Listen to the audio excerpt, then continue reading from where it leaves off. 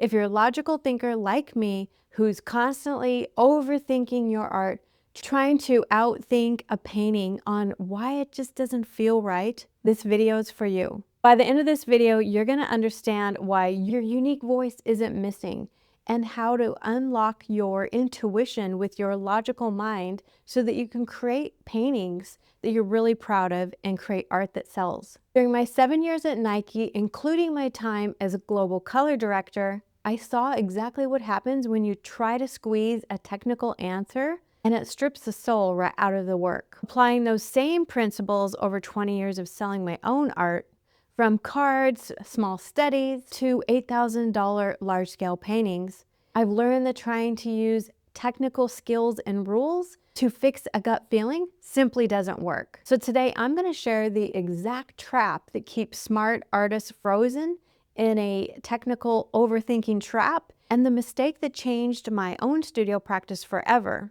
and how to use pattern recognition to read the physical clues that your intuition is already leaving behind. So let's look at what happens in the studio. You step back from a painting and you have this gut feeling that something feels off, something's not right. And it feels generic maybe, or you just can't put your finger on it. But because you're a sharp cookie with a logical brain, you immediately enter a technical problem-solving loop. You treat it like an analytical puzzle that your mind needs to figure out. So your brain starts playing ping pong, asking, is it the composition? Is it the color? What exactly is going on here? And maybe I just need to really look at the color wheel a little bit better to fix this problem. And you convince yourself that if you just take that next advanced color theory class or some technical aspect, that you'll finally solve the problem that you're having. And through that constant mental loop, you end up overworking the painting or redoing it completely or trying to radically dumb it down and make sense of all this chaos. But trust me, mastering a technical problem with color or composition, it doesn't solve this kind of problem that we're experiencing in this exact moment.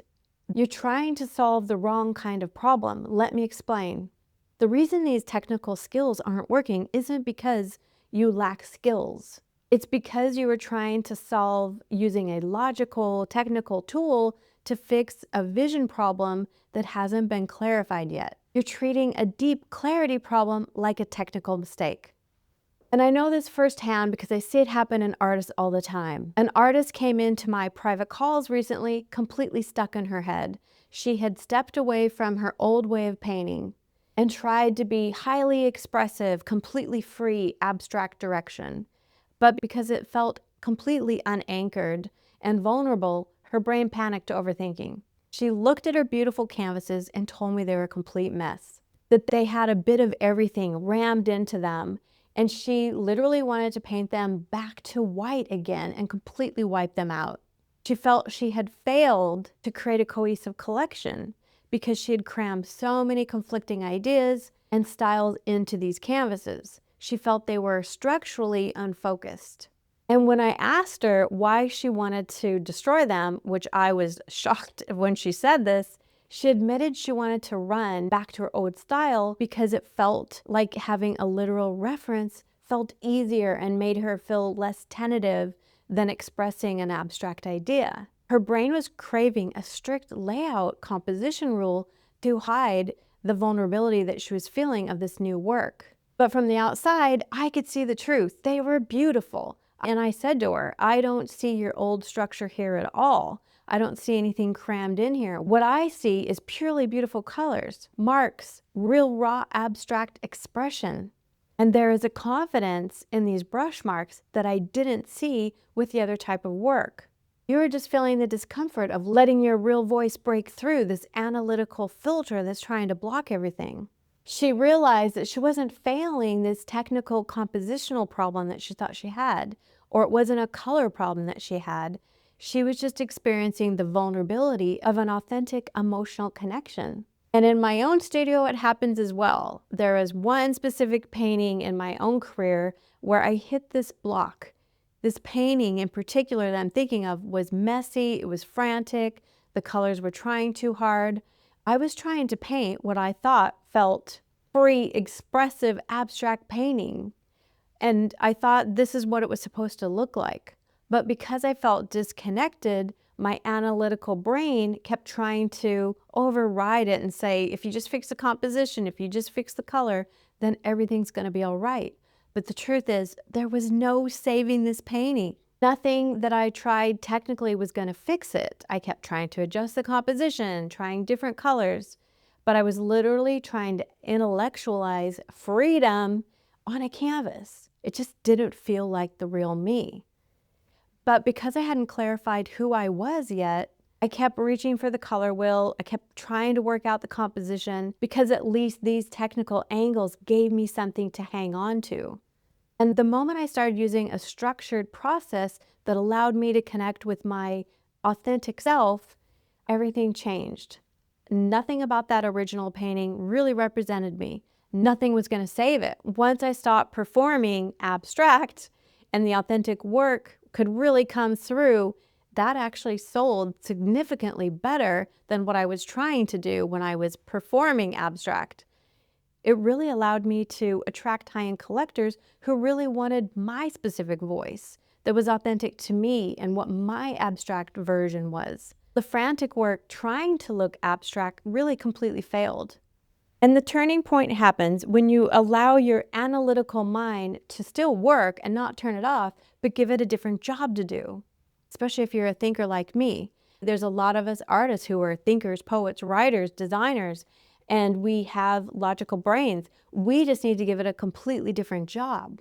And if you want to finish work that you're proud of, the kind of work that you can put into the world and confidently sell, you have to start looking inward instead of outward at technical rules and technical skills. You need to look inward to your unique point of view to solve these kind of problems. Your intuition isn't random chaos. It operates on a deep hidden logic, and it leaves a physical trail of clues right in your studio. This is where pattern recognition comes in. And it's how we actually heighten our intuition and use our logical brains to process deeper connections. For example, stop obsessing over your composition and trying to find that perfect composition. Look at the last 5 sketches or color studies that you made where you were experimenting. There might be something popping up. Look at those edges. Are they constantly sharp or defined? What's going on there? Your analytical brain might switch things off. It might think a blurred image needs to be sharpened and it's a mistake that it needs to clean up, when actually you're applying a technical rule instead of thinking about how this is creating a gut connection. But if it shows up 5 times without you planning it, there's clues there. It's not a mistake. It's a physical clue. And that is the kind of thing that pattern recognition can do. It can help you. It can tell you what your intuition is naturally trying to do. When you use your sharp logical mind to understand these patterns and what you're seeing in your intuition, your logical mind can go to work. You can actually make decisions because you finally know exactly what your unique vision looks like. And if you keep trying to solve something that's actually a clarity problem by only looking through this technical lens, you're going to run into problems over and over again.